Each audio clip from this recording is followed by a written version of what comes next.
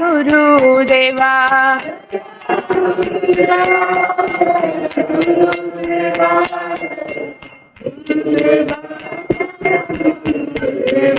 जय जय प्रभुपाद प्रभुपाद प्रभुपाद जय जय प्रभुपाद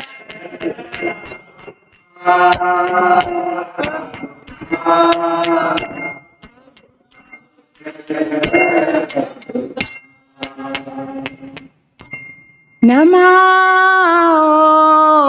विष्णुपदाय कृष्णपृष्ठाय भूतले श्रीमते भक्तिवेदान्त स्वामी इति नामिने नमो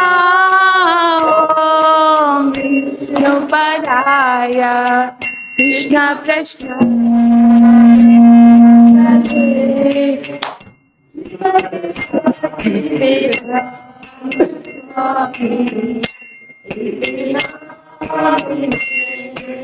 नमस्ते सरस्वते देवे गौरवाणी प्रचारिणे निर्विशेषा शून्यवादी पाश्चात्यादेशतारिणे नमस्ते सरस्वते देवे गौरवाणी प्रचारिणे निर्विशेषा शून्यवादी पाश्चात्यादेशतारिणे जय श्री कृष्ण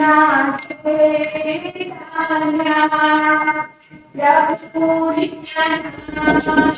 प्रभु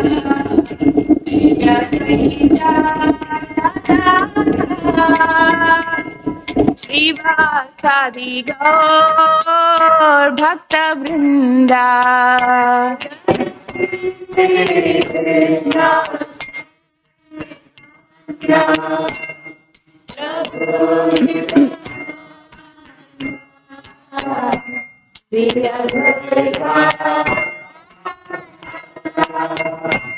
शिवासादि गौर भक्त वृंदा हरे कृष्णा कृष्ण कृष्णा हरे हरे हरे राम राम राम हरे हरे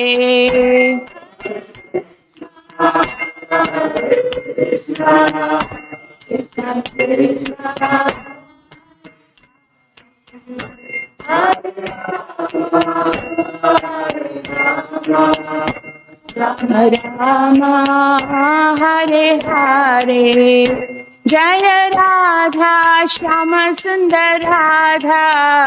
सुंदर श्री राधे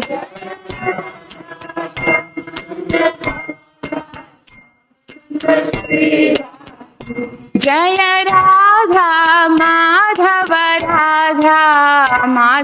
श्री राधे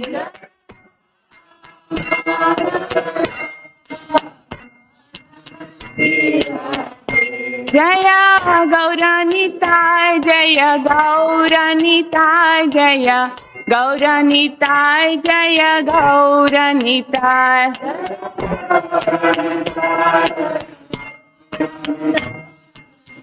गौरनिताय जय गौरनिताय जय राधे श्याम जय राधे श्याम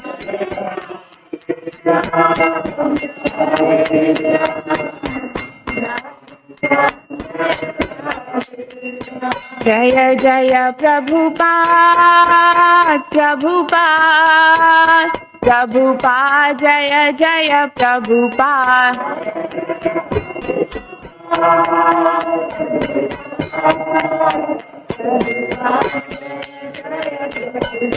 जय जय गुरुदेव Gurudev Jaya Jaya Gurudev.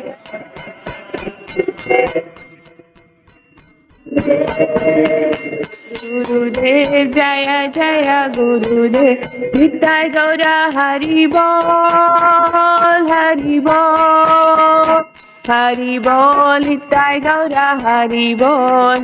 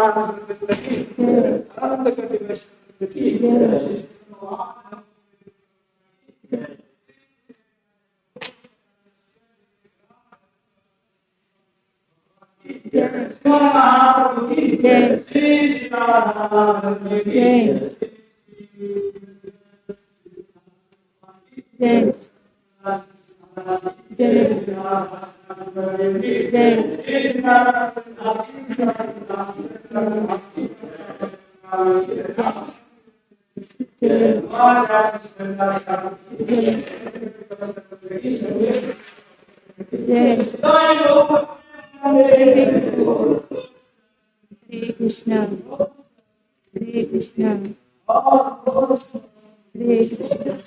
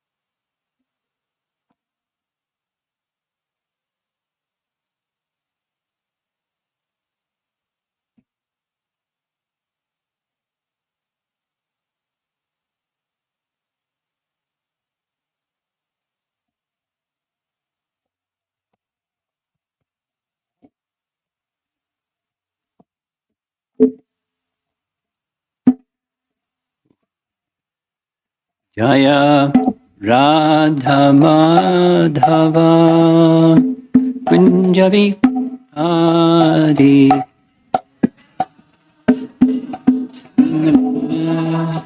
Kunjavi Jaya Radha Madhava Kunjavi Adi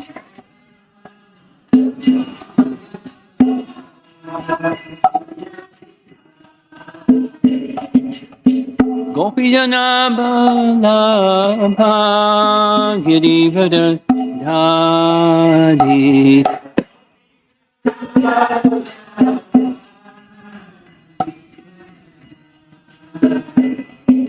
Gopijana Balabha Girivada Dhari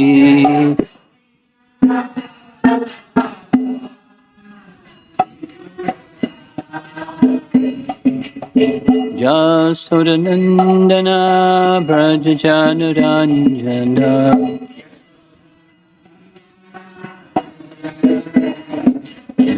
Sodanandana Brajajanaranjana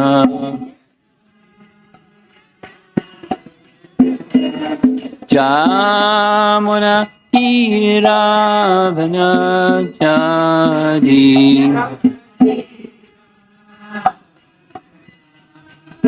Jamunati Ravana-chadi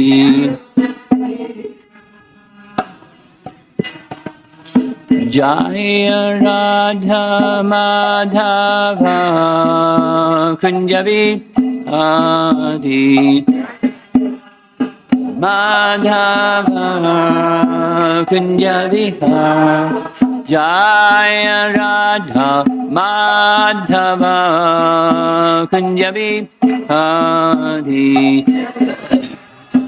Madhava Kunjavi Gopijana Balabha Girivada Dhari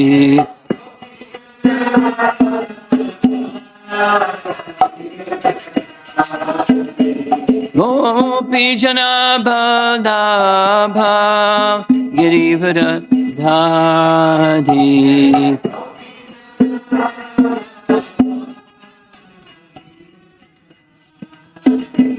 Jasodanandana Brajajanaranjana Jasodanandana Brajajanaranjana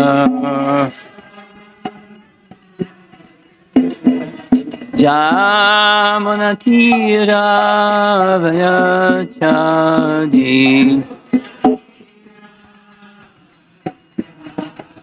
Jamunati Ravana-chadi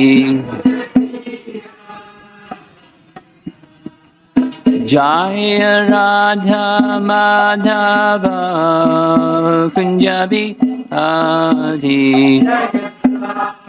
Madhava Kunjavi Jaya Radha Madhava Kunjavi Adi Madhava Kunjavi Adi Jayom Vishnupad Paramahamsa Parivinakacharya Asta Saraswata C.C. Maharaj Divine Grace A.C. Bhaktivedanta Swami Srila Prabhupada Ki Ananta Koti Vaishnavrinda Ki Grantharaj Srimad Bhagavatam Ki Gaura Premanandi. Oh, glories to the assembled devotees, glories to Shri Guru and Shri Gauranga.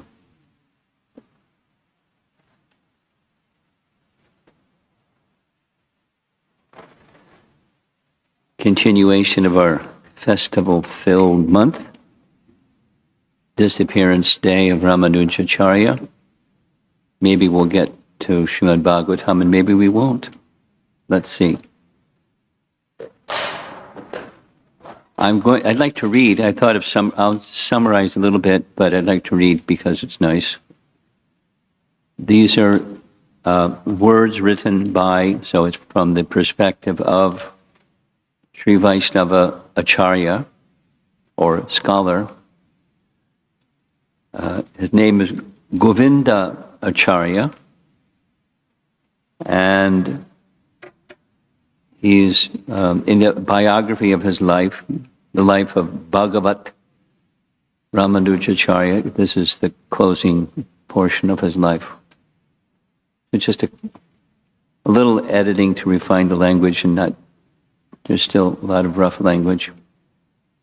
But this is his perspective, or his account of Ramanujacharya's departure.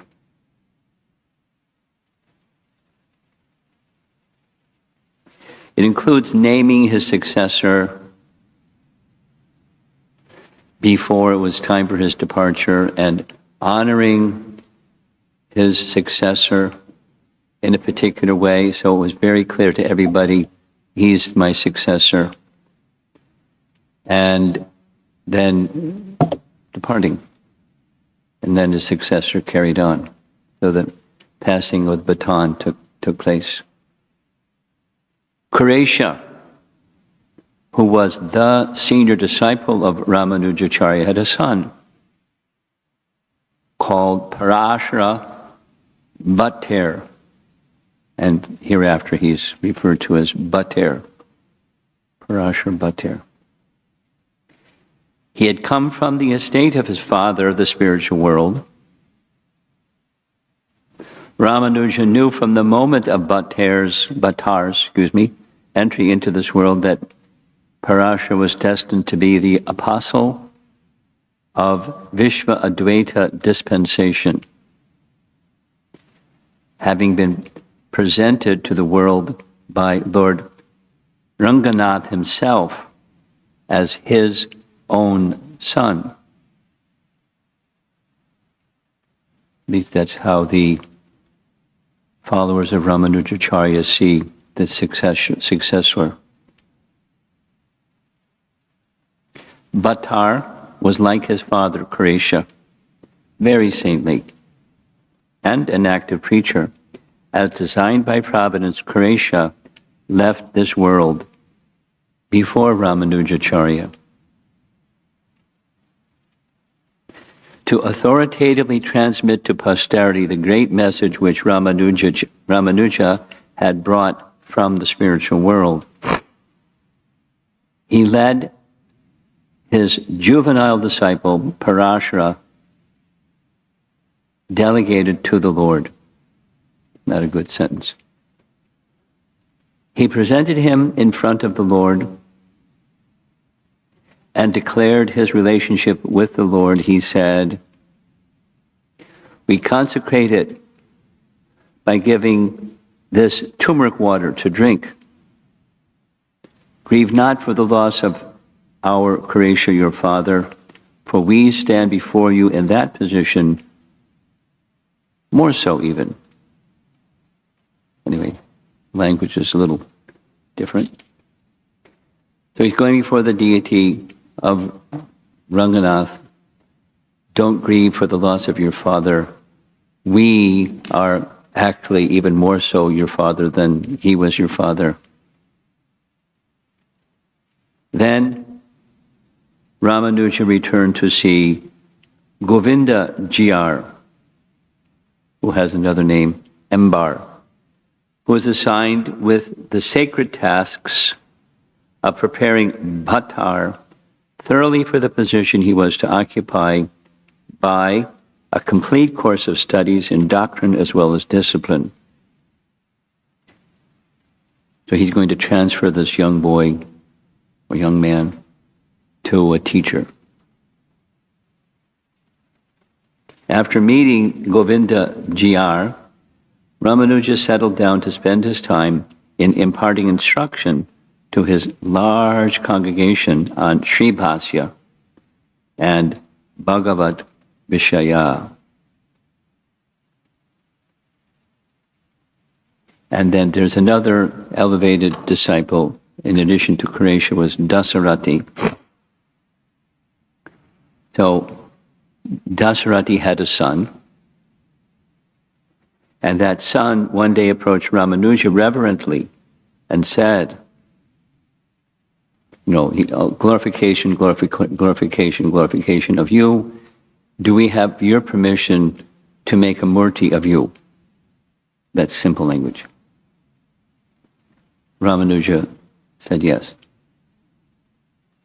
So this son of Dasarati brought a murti maker who studied his physiognomy, and the intention was to create a metal murti exactly in Ramanujacarya's likeness.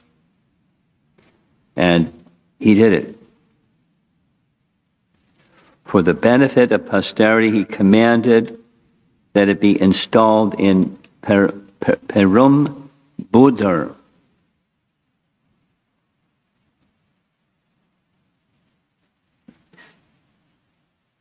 Persona. You know where this place is?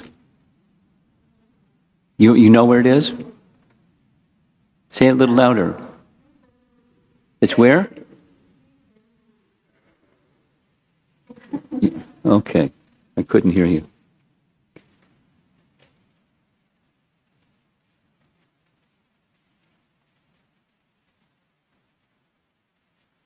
And they brought Ramanuja to see the Murti. He embraced the Murti, pouring into it all the spiritual power and grace he had. For the benefit of posterity, he commanded it to be installed in this place at a certain time, certain constellation, a constellation of the same time as Lord Ramachandra's coronation, to install the Murti on that particular time and that particular date, etc. So the deity was carried to the place where he said it should be installed, and the deity, or Murti, was installed along with the Mula image carved in stone, exactly at the time that Ramanuja said. As the ceremonies of installation were proceeding, Ramanuja, who was in Srirangam, suddenly became ill at the very same time as this installation ceremony in another place. He was startled, but then recollected that this was the moment his image was being inaugurated. And he understood the meaning of his illness. He took this as a foreboding of the end of his stay on earth. He therefore sent a message to this son of that was in charge of the installation ceremony, and he asked him to come immediately. So he came. Ramanuja then had his disciples and devotees remain by his side and gave them his final teachings. And the way it's identified here, there was three: Anukul, Pratikul, and Anubhaya. Anubhaya. These are types of Vaishnavas, Sri Vaishnavas. First is those accept. Those are the atheists. And the third are the worldly samsaris. Anubhaya, God indifferent persons. You're all looking at the screen. What's on the screen?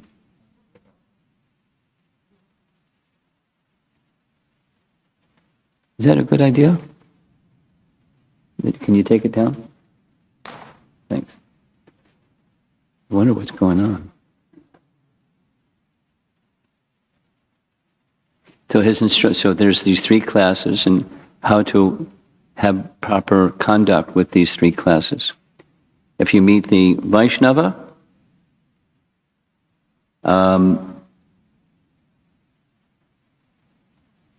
joy, as if you found flowers, scents, aromatics, and so forth, as if the blush of moonshine spread around you, And zephyrs, I don't know, what are zephyrs? Huh? Breathing. Breeze. Breeze? Softly crept over you as if you met your own most near and dear kith and kin. So make friendship with devotees. If you come across the second group, the atheists, it's as if you're facing a venomous reptile or fire and so forth. And the third, those who are atheists, mind them not, as you would not mind the sticks and stones that lie on your way. If you discover willingness in them, so it's the Madhyama position. Extend to those who are innocent and avoid those who are otherwise. So he's teaching this Vaishnava conduct according to Ramanujacarya or Sri Vaishnavism. And how to spend your time. What should your sadhana be? Read Sri Bhashya and teach it to others. And if you don't feel that you can do that, read a certain composition by Namalvar and read that. If you don't feel qualified to read that, build a hut in a sacred place, live there. And if you can't do that, go to a temple and serve in the temple. And if that's not so easy, then recite, there's a certain mantra amongst Sri Vaishnavas called Dvaya mantra. Here's the Dvaya mantra. Shriman Narayana Charanau Sharanam Prapadye. It's the essence mantra of taking shelter. There's different translations. I take shelter at the feet of Lord Narayana. If that's difficult, find a holy person, take shelter and serve them. In sequence, prioritized. So he's giving final instructions, and Ramanuja then addressed the servants of the Dham. O faithful servants of our Lord, my time is over, and my services in your company have come to an end. In the performance of my duties with you, I may have offended some and pained others. I am now about to leave you. It is seeming that I ask you, one and all, to forgive me for my shortcomings. And they said, No. You've done no wrong. There's nothing to forgive. Then Ramanuja replied, do not speak like this. You lose nothing by losing me, for there is your Lord Ranga, ever present, who never leaves you. He is safe, sleeping on his serpent couch and steadily gazing to the south, for his Bhakta Vibhishan dwells there. Never be sparing in your services to him. Be vigilant and devout. I wish you all the constant company of the Lord's own elect, the Sri Vaishnavas. Farewell. He didn't stop there, though. He assigned to the select disciples the care of different sections of his followers. He took bhattar before the deity, and in the deity's presence, he honored his bhattar before himself, taking prasad in certain rituals that are normally for the most elevated person, and he gave to Bhattar first and accepted second, and everyone knew what that meant.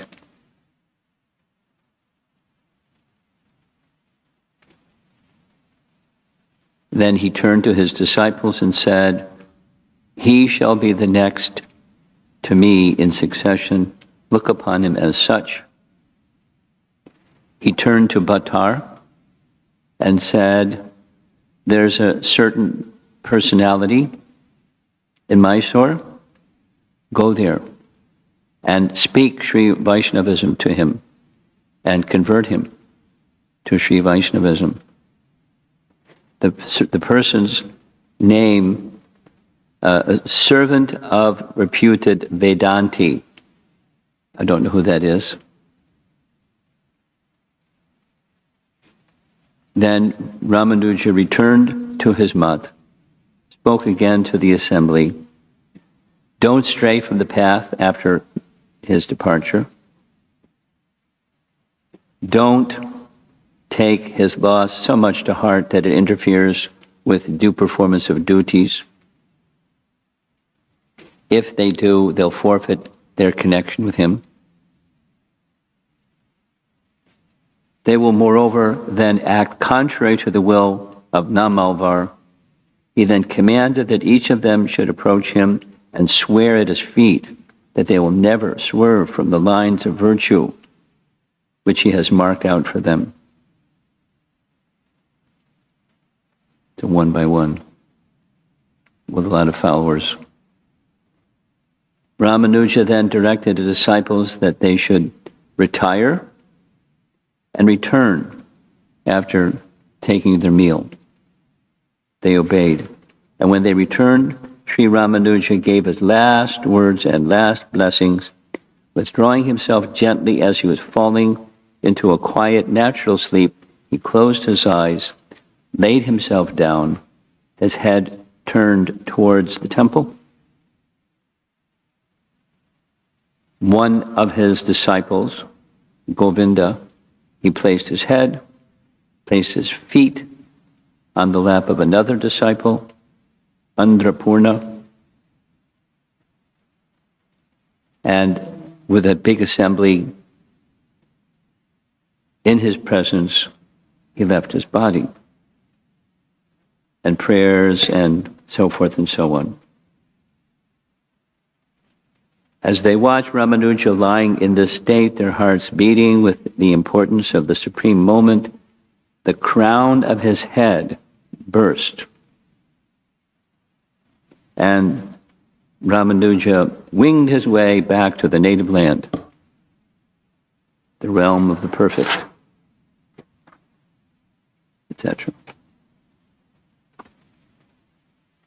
When Ramanuja's grand guru Ramanujacarya ascended to the spiritual world, a routine of observances and sacraments, processions, and interment was gone as prescribed by the Shastras, so they did the same for Ramanuja. So that's the disappearance of Ramanujacarya. Now, if you're interested, I think you can circulate the document, but not show it. Thank you. Now that's an account from his followers. The language is Old English, but it gives the picture of how he left this world. Very different than Madhvacharya.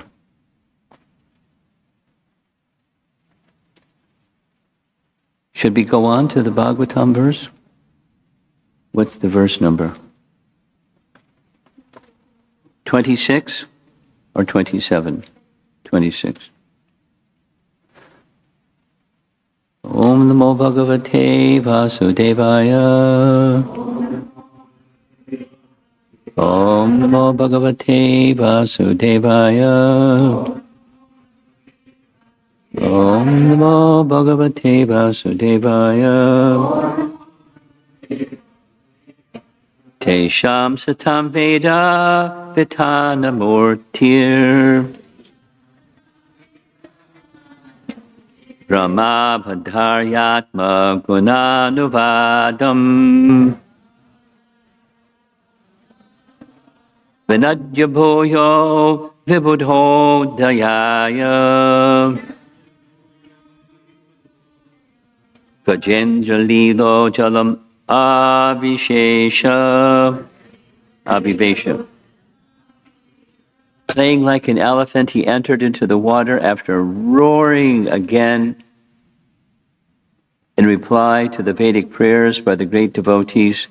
The Lord is the object of Vedic prayers, and thus he understood that the devotees' prayers were meant for him. The appearance of Lord Varaha. Purport: the form of the Lord in any shape is always transcendental and full of knowledge and mercy. The Lord is the destroyer of all material contamination because his form is personified Vedic knowledge. All the Vedas worship the transcendental form of the Lord in the Vedic mantras. The devotees request the Lord to remove the glaring effulgence because it covers his real face. That is the version of Isha Upanishad. The Lord has no material form, but his form is always understood in terms of the Vedas. The Vedas are said to be the breath of the Lord, and that breath was inhaled by Brahma, the original student of the Vedas, that the breathing from the nostril of Brahma caused the appearance of Lord Bor, and therefore the Bored incarnation of the Lord is the personified Vedas. The glorification of the incarnation by the sages on the higher planets consisted of factual Vedic hymns. Whenever there is glorification of the Lord, it is to be understood that Vedic mantras are being rightly vibrated. The Lord was therefore pleased when such Vedic mantras were chanted, and to encourage his pure devotees, he roared once more and entered the water to rescue the submerged earth. And this verse is selected because Varaha's appearance day coming up. Is that, Premananda, is that the reason? Is it just in sequence? How interesting.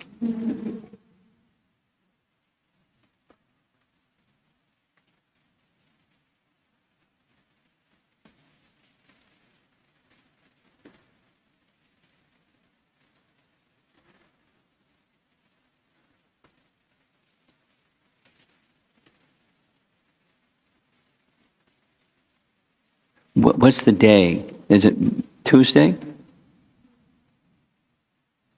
So am I going to be here Tuesday morning in my schedule? So there's a very nice presentation on Lord Varaha, which fits in with what you're reading in the morning verses, the appearance of Lord Varaha. So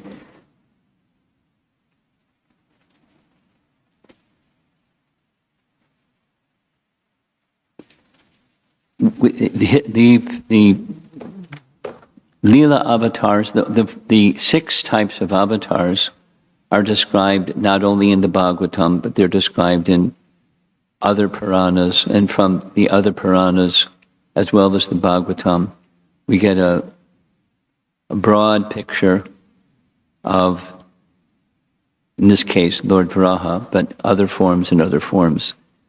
A wonderful literature that has compiled all those different references is Laghu Bhagavatamrita. Laghu Bhagavatamrita is very wonderful literature, amongst many wonderful literatures, that describes the incarnations. That's the topic, Laghu Bhagavatamrita. It's Rupa Goswami's composition, and he takes the topic and covers it at least 3 times. He goes through and then goes back again, and then goes back again. I'm not familiar with that Laghu Bhagavatamrita enough to say what's the reasoning why he went through it 3 times. But that's my understanding, my cursory reading of the literature. So there's a lot which we can hear Tuesday morning about what Laghu Bhagavatamrita says. But there are different appearances of Lord Varaha in different days of Brahma. For example, Sweta Varaha and Rakta Varaha, etc. And so the method of his appearance differs. There's variations on the theme of. So here we're getting a particular rendering.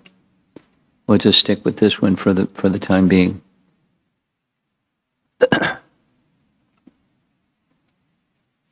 The broad understanding is the Vedas are directly a manifestation from Narayana. Yes? And Narayana presenting the Vedas, in this particular rendering, it was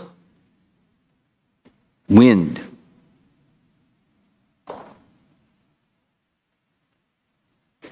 The Vedas are said to be the breath of the Lord. And that breath was inhaled by Brahma. Now, there are different versions because there are different Brahmas, so there's different ways in which the Vedas become manifest, which is quite okay. At least when we become a little more well-read, and you find, wait a minute, it says this here and it says that there. You start scratching your head saying, is it this or is it that? It's not always the case, but many times they're different Brahmas in different universes, and there are different days of Brahma within any particular universe. And so his receiving at the beginning of his life, and there's different ways.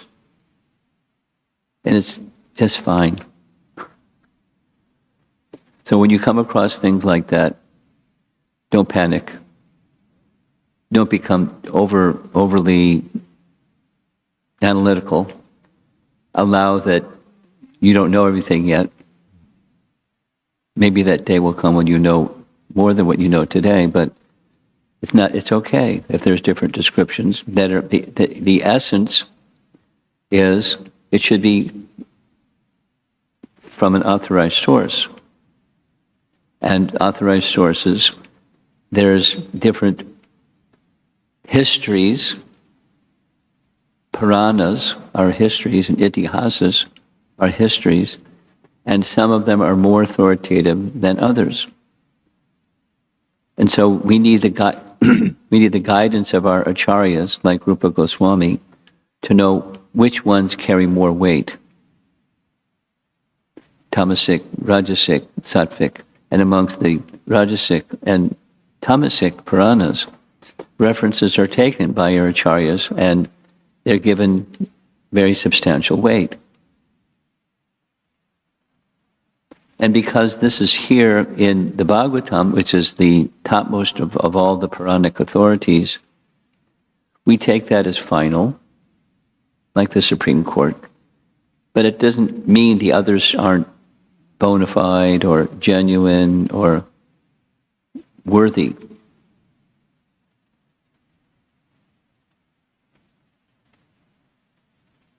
So for newer devotees, it can be confusing.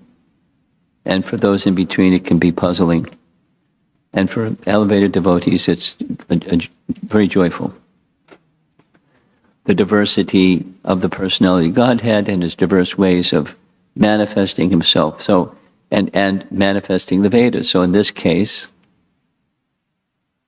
Prabhupada doesn't specifically give the reference for this particular narration, because it's not within the verse, it's from one of the Puranas, and therefore he's giving what's here. But the breathing of the Supreme Lord, Brahma inhaled the breathing, of the Supreme Lord. And as he exhaled through his nostril came Lord Varaha. Why not? And an important detail in this description, it is to be understood that when the Vedic mantras are recited properly, then the Lord, it's a sign that the Lord is manifesting.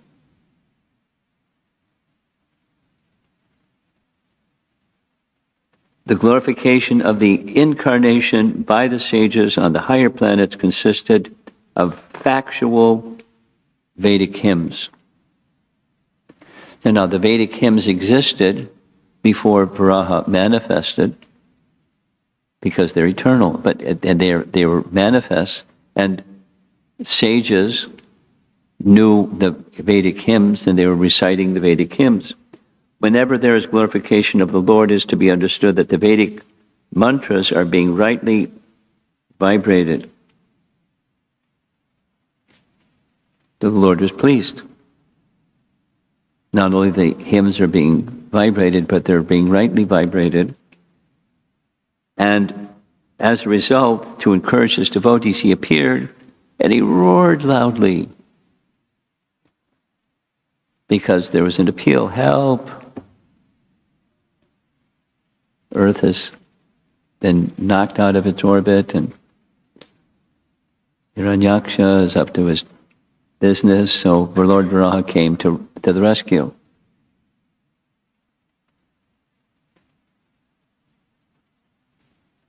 Now, the details are not presented here, meaning, was this the white Varaha or the red Varaha, which day of Brahma, and those details aren't presented. That's okay. Every verse can't do all the details, but we can understand there's diversity, and this is a particular narration, which is an authorized translation, and he entered the Garbadak Ocean in order to rescue the earth. And he did. So the Leela is very wonderful. And as he rescued the earth, there was a confrontation. Hiranyaksha wanted him to not rescue the earth. And so they had a little battle, and there's different descriptions of that little battle. Some he hit him with his hoof, some he chopped his head with his Sudarshan chakra, different versions. It's okay. Okay.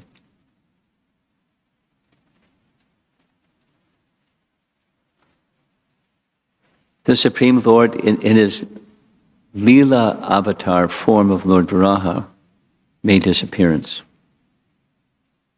And he rescued the earth, and he chopped Hiranyaksha.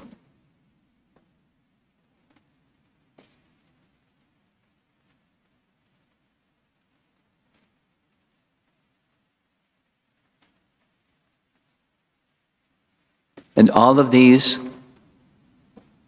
just say one other thing. What we heard yesterday about Madhvacharya is, unlike other acharyas, his commentary on Brahma Sutra involved narrations from Mahabharata and Srimad Bhagavatam to explain the sutras of Brahma Sutra. In all the Vedas, we know from Bhagavad Gita, in all the Vedas, the purpose of the Vedas is to know Krishna. Now, there are so many indirect statements. And how do we understand Krishna from indirect statements? You won't unless you're guided by somebody that understands the meaning. And therefore commentary is needed.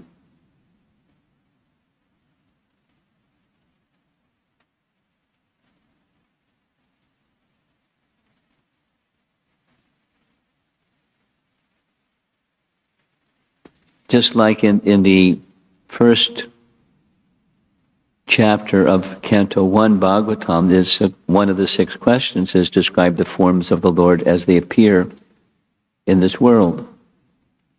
Now, that information is indirectly presented in various places in the Shrutis and more directly presented in the Smritis. But the essence is the essence. There's a source of everything. There are different features of that source of everything.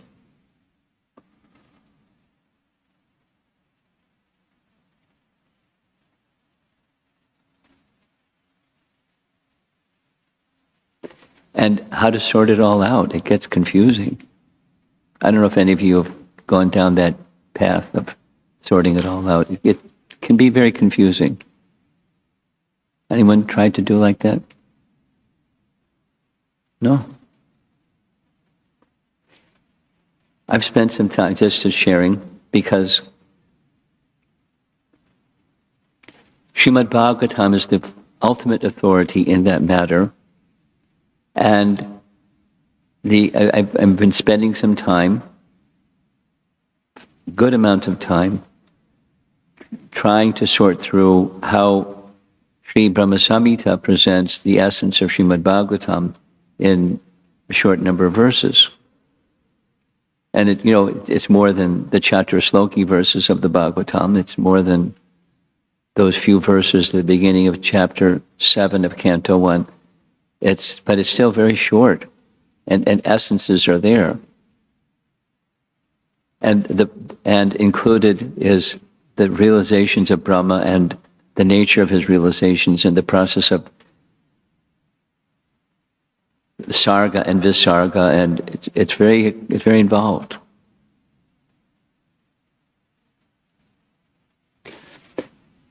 And the relationship of Mahavishnu to Garbhodakshay Vishnu to Kshirodakshay Vishnu, and because it's in the Bhagavatam, the sequence of how they manifested,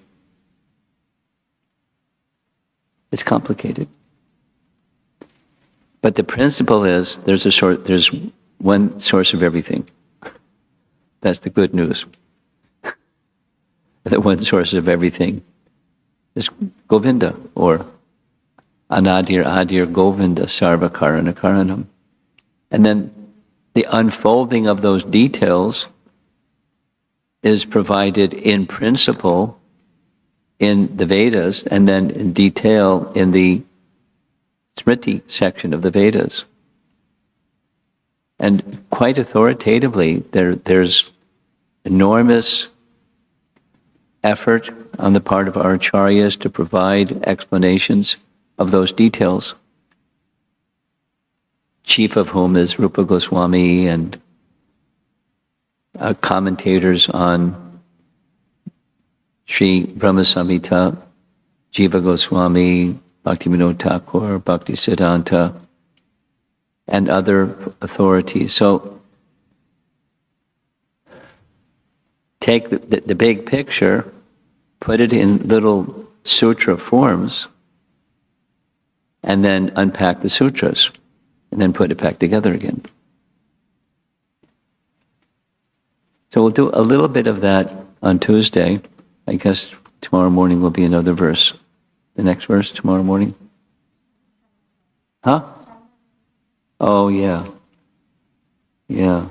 I won't be with you tomorrow. But we'll visit Tuesday.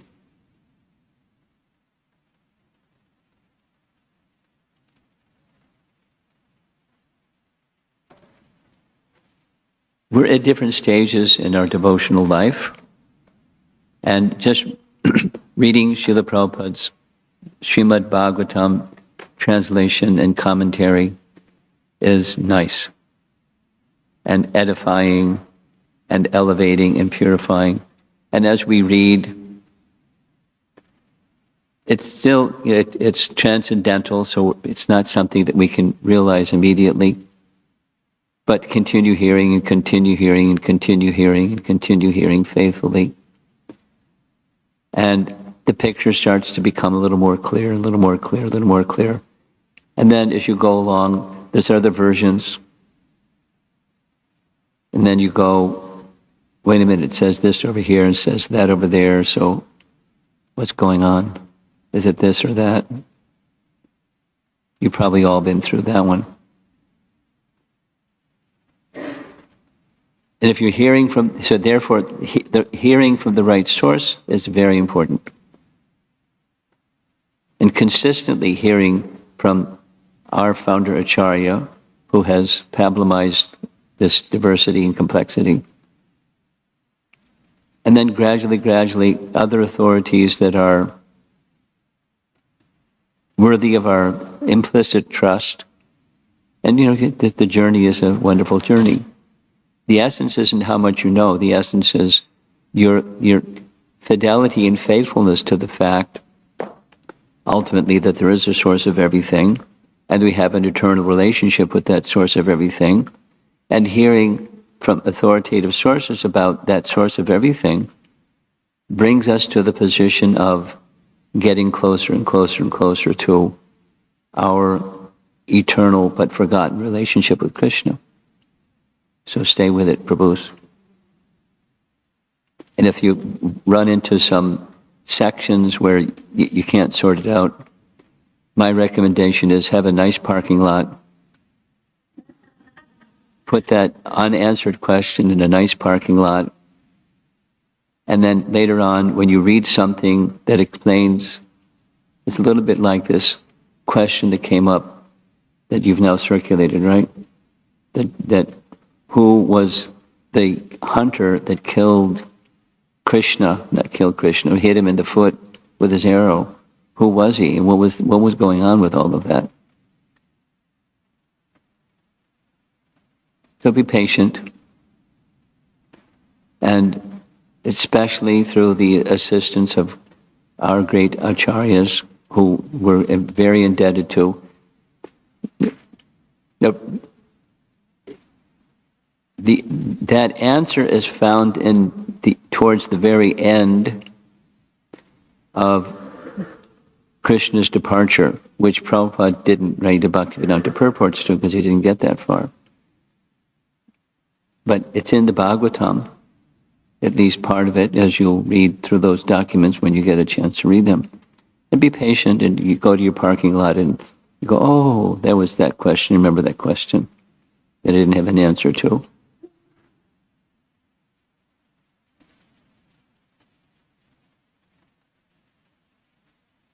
And the picture becomes more complete, but it doesn't change the essence. The essence is just now being verified.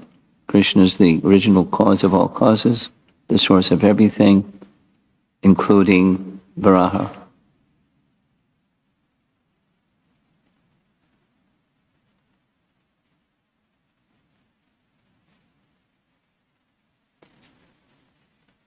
Okay, let's see if there's some discussion, Ramanujacarya discussion or Lord Varaha discussion.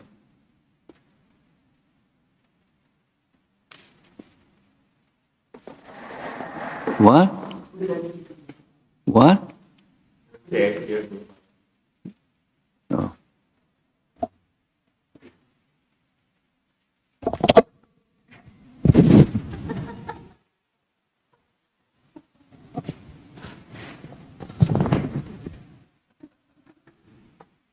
Now I can see you without my baseball cap. Krishna, Krishna.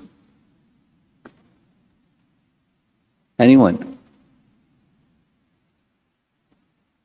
Yes. Hare Krishna, Guru Maharaj. It's very interesting and also hope-giving to hear Ramanujacarya's final instructions. Hearing what?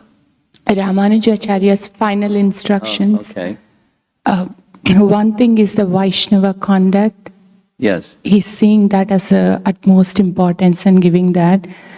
And then I'm also, it's very hope-giving to see different levels.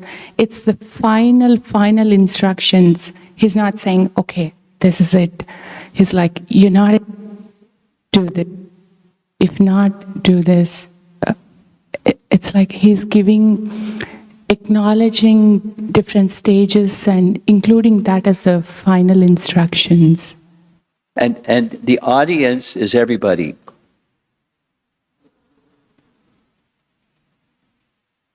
In this biography, it's not included in selective conversations with this one, that one, the other one. It's everybody's there as his departing instructions.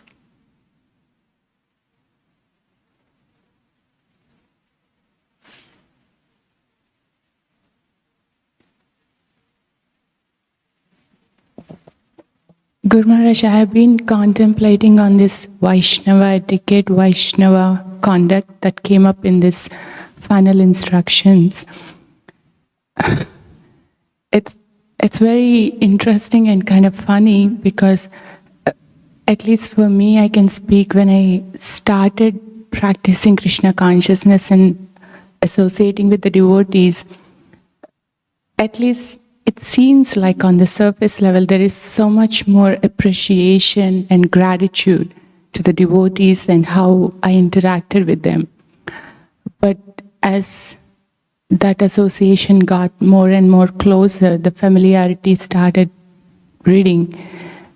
And I see how much ever I tell myself, I see, oh, but how about this? Oh, why are they like this?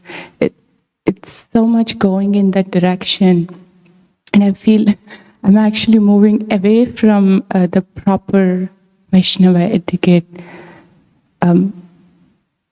Just sharing Guru Maharaj. So as we expect the devotees, as we are progressing, we would expect ourselves and overall devotees to go forward, progress in that deepening that appreciation for the other devotees. I don't know, it's a certain stage, and as we keep going, it gets better.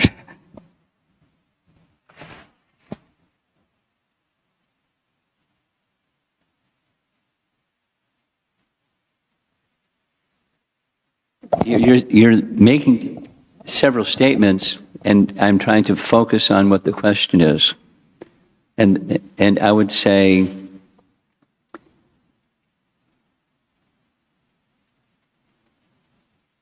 what's important for you and for each one of us, myself included, is to stay focused on principle and application of principle in the mood of, let's put in simple language, I'm not there yet, humility. And in that mood of humility, my issue that you've heard me say multiple times is entitlement. That's the opposite of maintaining the position of I'm not there yet. And staying in that, so humility enables you to continue to apply the principle, and it becomes enhanced. The humility becomes enhanced, and the progress becomes enhanced. But if that's missing, then it's regression, or this other way that you described it, moving away from.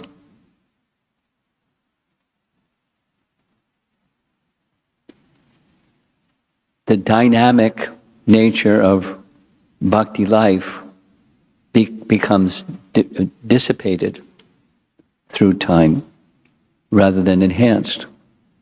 So what's important?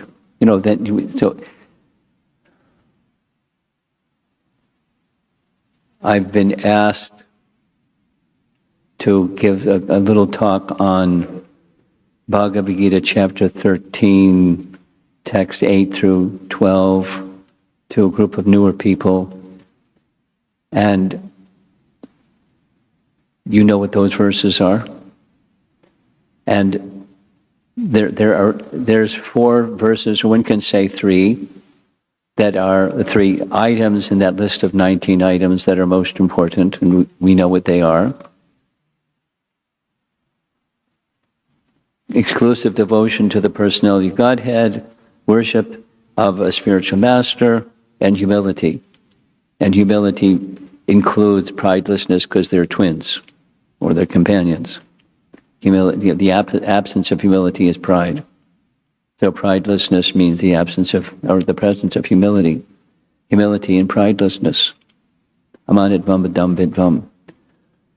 And those are symptoms or ingredients of knowledge. And knowledge doesn't just mean information knowledge, it means transcendental life. So it's there in Bhagavad Gita, but supposing we read Bhagavad Gita and we don't apply it, or we don't live it, then, this other, what you described, becomes the case. And it's easy. Complacency is easy.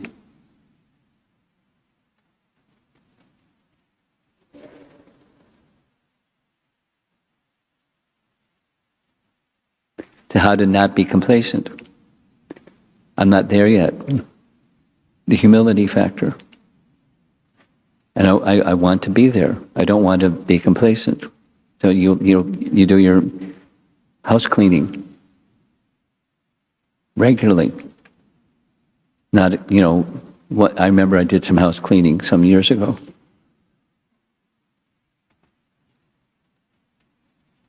It was nice.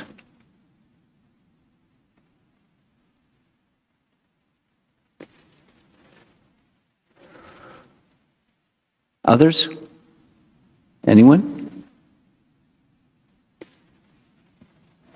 Something online.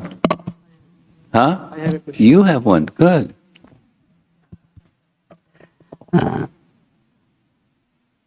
During the Swayambhava Manu, the Varaha appeared as Shweta Varaha. Speak slowly. I got it, but speak slowly. So, like Brahma was trying to create the progeny and things, but then a lot of challenges that happened. Yeah. From the beginning of his service. Yes. Even at this time, even Swayambhava Manu was very obedient. Swayambhava Manu is very obedient for his service, but still now earth is got inundated with. Speak slowly. Until then, what? The earth got inundated with water, or Yes. so. The lessons for us. Maybe if you just would like to share, comment something for us on the challenges that Brahma went through. You want to hear recitation of his challenges? Is that what you're asking? Lessons. Huh? Lessons for us. Lessons. Oh. Be ready for challenges. And then there are different types of challenges, and there are different responses appropriate for those different types of challenges. And then there's a menu or a selection list of what you might do when this type or that type, the other type. So expect that you're doing service, you're trying to do service, and you're like this prior question. I'm finding, my following of the virtues of a Vaishnava is diminishing. Although I don't want that, I find that that's what's happening. It was different than when I first started. So that's an obstacle or a problem. Know what to do. And then there's different options. The lesson is, without exception, there's obstacles. Lord Brahma, you can't name someone that doesn't have obstacles. And then how do they respond? We can learn lessons from how they responded.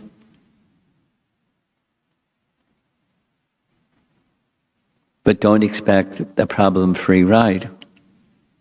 Expect problems. And don't be intimidated by, a path that has problems. Or when the problems arise, get bewildered and become so absorbed in problem solving that you forget the purpose. That it's the eligibility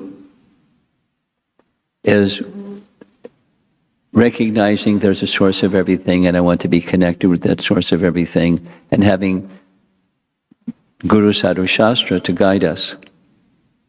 And then an open-heartedness towards Guru Sadhu Shastra to guide us, regardless of what the obstacle is. That's the lesson. Just this morning, here's a for example. Just this morning, room conversation with Srila Prabhupada in Paris, summer 1973. He's with a group of devotees, called intimate disciples, and he's describing his life. Prabhupada is giving a little biography synopsis. And in one particular point, Prabhupada said, I didn't know what to do. No, Bhaktisiddhanta had given him an instruction, and he was of the idea that let me become wealthy, and then I can use this wealth to help Bhaktisiddhanta's movement. And it was happening, and then it stopped happening, and then Bhaktisiddhanta departed, and he gave him some final instruction. And Prabhupada is, living his life the way that he was living his life. He described 1954, he left his home. Anyway, and there was obstacles. He went to Jhansi. The way he described it is a little different than it's in Leelamrita, but the way he described it in this short conversation, he was gifted in Jhansi. He said Jhansi is not a special place, but the building was first class. And then it turned out that there was some intervention. The governor had a wife, and the wife wanted the place. So she started making politics as the wife of the governor to get the place. So he thought, I don't want to have a fight with the government. So he left. That's his description. And then after that, he went to Vrindavan, and so what to do? I was perplexed. I mean, your question was, what's the lesson to learn from Brahma having obstacles? Everyone has obstacles. And there may not be an immediate answer, but you don't become just obsessed with problem solving. And then he described what he did do. He did what he knew he could do. He began writing.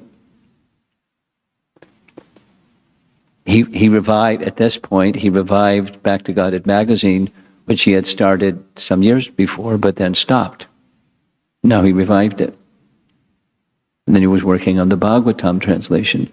Although he didn't have money, so many rupees, and I didn't have the means for that because he wasn't employed and didn't have followers, but he just somehow, he did it. So he just, being perplexed, he did what he knew to do. It's a gift that it was given, and then the long-term instruction of his spiritual master, etc.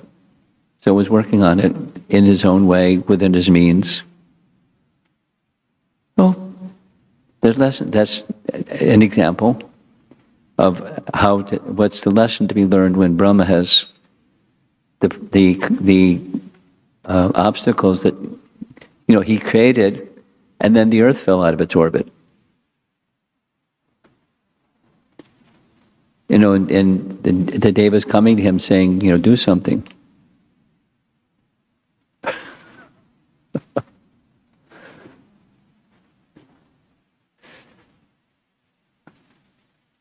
Didn't have the immediate answer, but the Lord supplied an answer.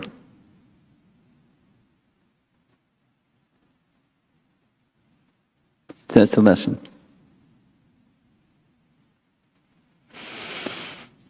I think we'll take one more question, and I'm going to end.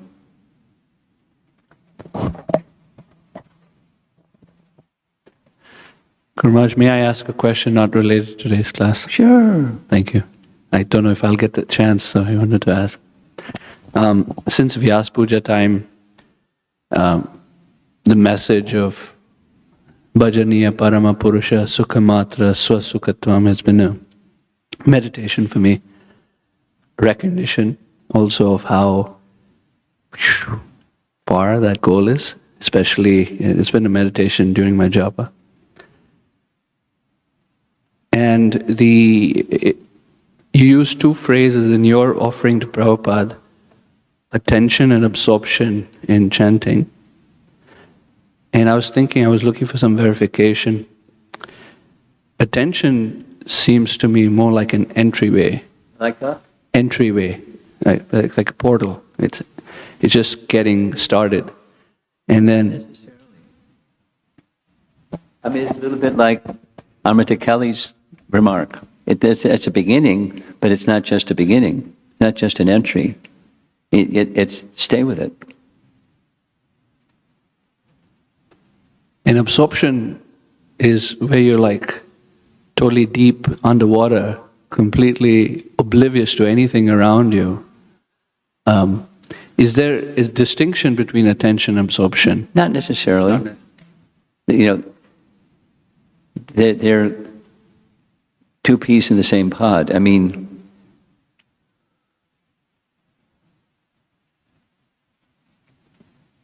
nectar of instruction, text number 7, holds an answer or response to your question. There are two words that Rupa Goswami uses to overcome the disease of material existence, specific to the chanting of the holy name.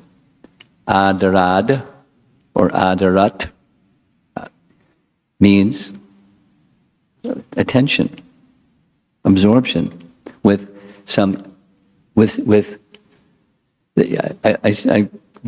went through the Bhagavatam and what are the different ways that Prabhupada had translated the word adarat.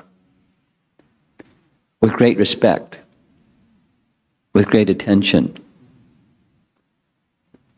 So that's the attention part, with attention, with high regard, looking up. This is specific to a relationship with the holy name or the process of chanting the holy name, however you want to describe it. And then consistently, this is very similar to Patanjali's terminology, that is a different Sanskrit word. But it's consistently. So the consistently can be the absorption. So not just a one time, but stay there. But you go more deeply. But it's just stay there and you go more deeply. If you're looking up to something that's worthy of being looked up to, like the holy name, or deity, or Bhagavatam, or serving the Vaishnavas, or living in a holy place, these 5 principles. That's adarat. So they go together. Just, stay with it. Then it becomes matured. But it's just the matured stage of something. The seed starts to grow and matures. Resting upon the hearing with proper regard for that subject that you're hearing and the source from which you're hearing it. Krishna and Guru and the representatives of both. Okay, I'm going to end. Srila Prabhupada ki.